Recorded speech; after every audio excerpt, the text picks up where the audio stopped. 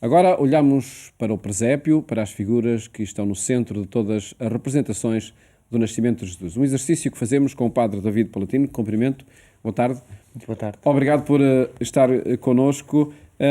De facto, é a cena central do Natal, pelo menos para quem o celebra cristamente, né, como uma festa do nascimento de Jesus.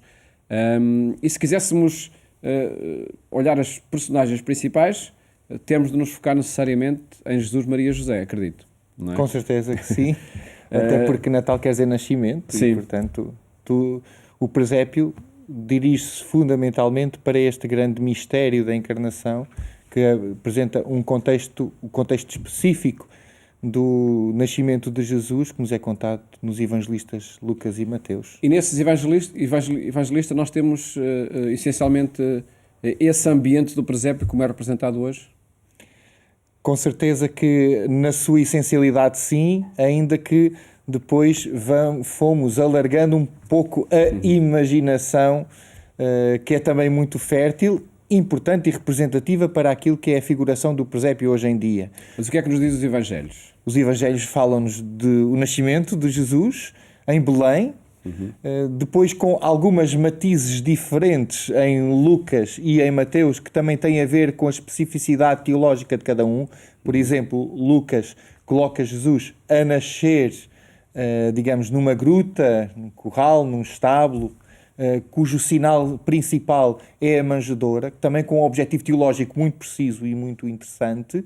Mateus não é tão descritivo e pormenorizado nesta dimensão e apresenta os magos a visitar Jesus numa casa. Agora, não sabemos que tipo de casa é, porque também o estábulo seria uma casa de animais, seria com certeza um espaço fechado, mas que o evangelista Lucas não quis realçar por não considerar importante, ao contrário do evangelista Lucas, porque tendo em conta que se foca sobretudo nesta dimensão de Jesus como Salvador universal, que vem para os impuros, que também vem para os pagãos, apresenta como grande sinal a manjedoura, que é o lugar onde comem os impuros, daí essa centralidade enquanto sinal dado por Lucas. E esse significado teológico de que falava o Padre David, né? de Jesus vir para todos, nascer Exato. para todos.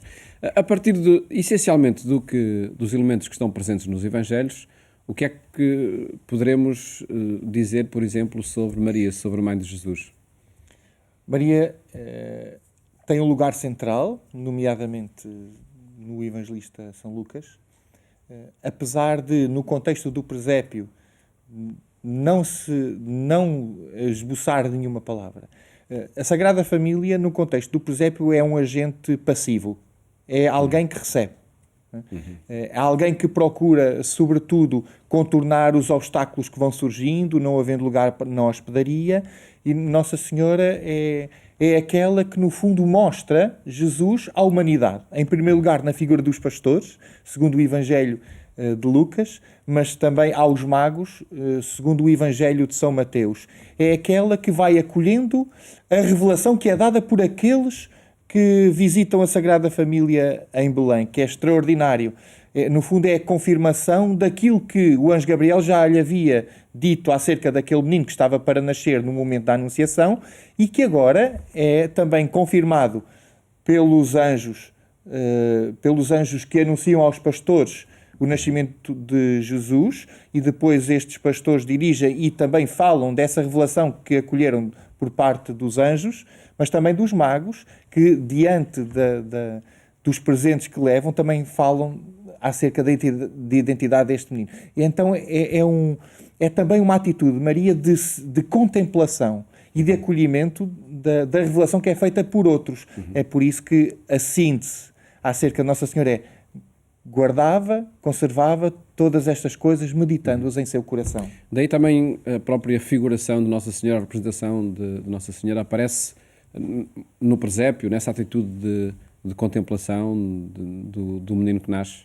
Sim, muitas vezes ajoelhada. É um traço característico, não é? É um traço característico, porque Nossa Senhora também é uma contemplativa por natureza.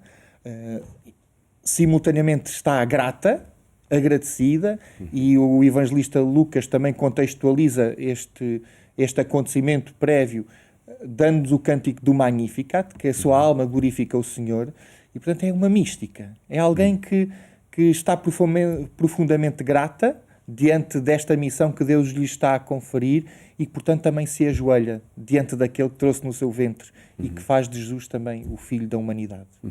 E São José? São José é o homem do silêncio. É o traço característico. De pé, normalmente. É o homem que permanece de pé. Em muitas representações é o homem pensador, é o filósofo, o que está a tentar compreender tudo aquilo que se está a passar, mas também, diante daquilo que lhe foi revelado acerca do menino e da sua missão enquanto guardião do Redentor, é o homem da atenção. É o homem que está atento a tudo aquilo que pode vir constituir um obstáculo para a harmonia, para a paz e para a serenidade daqueles a quem tem a missão de proteger, que é Jesus e que é Maria. É por isso que também neste contexto do presépio vemos a fuga para o Egito, revelado em sonhos acerca dos perigos que Herodes pode constituir, mas é sobretudo esta dimensão paterna e paternal de José que é relevado. Alguém que cuida, portanto numa posição mais elevada, alguém que pensa também no mistério que está a acontecer, mas que também atento para perceber a melhor forma de cuidar deste tesouro que Deus está a oferecer à humanidade através do sim de Maria e do seu próprio sim. No centro, a figura de Jesus, nesse significado que falava, apresentado numa manjedoura, mas também, enfim, num ambiente de fragilidade, de pobreza. Exatamente. Creio que dois textos bíblicos podem ajudar a iluminar aquilo que acontece no presépio de Belém. Um hino de São Paulo que diz que Cristo Jesus, que era de condição divina, não se valeu da sua igualdade com Deus, mas aniquilou-se a si próprio. Portanto, é aquilo que nós em teologia chamamos a kenose, é este esvaziamento, este rebaixamento do Deus que se faz frágil, abdicando da sua soberania divina, mas também o próprio prólogo de São João que nós lemos no dia de Natal. O Verbo fez-se carne e habitou entre nós.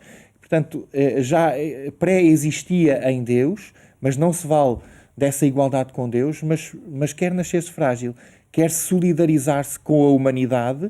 Inclusivamente é paradoxal o contexto do seu nascimento. É verdade que ele é anunciado desta forma gloriosa, mas depois, 40 dias mais tarde, Simeão já vai fazer uma segunda anunciação, uma segunda profecia, que ele será sinal de contradição. E este sinal de contradição e este paradoxo vemos-lo imediatamente no contexto do seu nascimento. Não havia lugar para ele na casa, mas havia lugar para ele junto daqueles animais. Eu até gostaria de ler uma passagem da Sagrada Escritura que ajuda a compreender também o contexto do presépio como nós o entendemos. Porque é verdade que nós não vemos nenhuma referência a burros e vacas. Né? E também esta dimensão da pobreza está muito presente na nossa imagética, mas tem um fundo bíblico muito forte, sobretudo do Antigo Testamento, o livro de Isaías, capítulo 1, versículo 3, e é a partir do Antigo Testamento que também os evangelistas, na narração do nascimento de Jesus, se vão inspirar, e que diz o seguinte: o boi conhece o seu proprietário e o burro o estábulo do seu dono, mas Israel não conhece nada, o meu povo nada entende. Ou seja, esta profecia de Isaías que também vai inspirar a releitura do próprio nascimento de Jesus enquanto aquele frágil que não é acolhido no meio dos seus para o qual ele veio. A partir dos Evangelhos, ainda elementos essenciais que estão representados nos presépios, os pastores e os magos. Jesus que vem para os pobres, para os que estão nas periferias, e também a marca da universalidade. É esse o sentido? Certíssimo. E isso também devemos enquadrar essas figuras no contexto da intenção teológica de cada evangelista. Em Mateus, privilegia-se esta vinda de Jesus para a humanidade na sua totalidade e não só para o povo eleito, mas de forma particular para os pobres e marginalizados. E nós sabemos como, no contexto da época de Jesus, os pastores eram uma classe marginalizada. Não deixa de ser também curioso que são as primeiras figuras, personagens, a testemunhar o nascimento de Jesus, e isso dá um ênfase também para aquilo que será o Evangelho de São Lucas, que podíamos traduzir numa frase: o Filho do Homem veio para salvar o que estava perdido. Não é? Os magos, por outro lado, também se criaram tantas fantasias à sua volta, porque dizemos que são 3 e dizemos que são reis, quando Mateus afirma unicamente vieram os magos do Oriente. Claro que esta interpretação dos 3 tem um sentido textual, que é o número de presentes, ouro, incenso e mirra, mas também o sentido da universalidade. A universalidade representada por o número 3, que era o número de continentes conhecidos até então, que era a Europa, que era a África, que era a Ásia. Todos os outros continentes não eram conhecidos. Está aqui marcado o cunho da universalidade e também da entrada dos pagãos neste reino de Deus que Jesus veio implementar na Terra. Para uma resposta necessariamente breve, de que forma é que o presépio depois se foi acrescentando, foi aumentando com tantos elementos de diferentes culturas, diferentes épocas? O presépio, como nós o entendemos hoje, na sua representação, nasce sobretudo com São Francisco de Assis. Ele que representa pela primeira vez o presépio. Eu creio que essa representação e o alargamento das figuras é para mostrar que o Natal também acontece hoje. E é dar um cunho de contemporaneidade e intemporalidade do próprio presépio, fazendo com que ele próprio possa iluminar as realidades que vivemos hoje. Daí que qualquer um de nós pode ser uma figura, um personagem ou um figurante daquele próprio presépio. Está lá representado, porque Jesus é intemporal. E essa é a forma de celebrar o Natal também em cada tempo.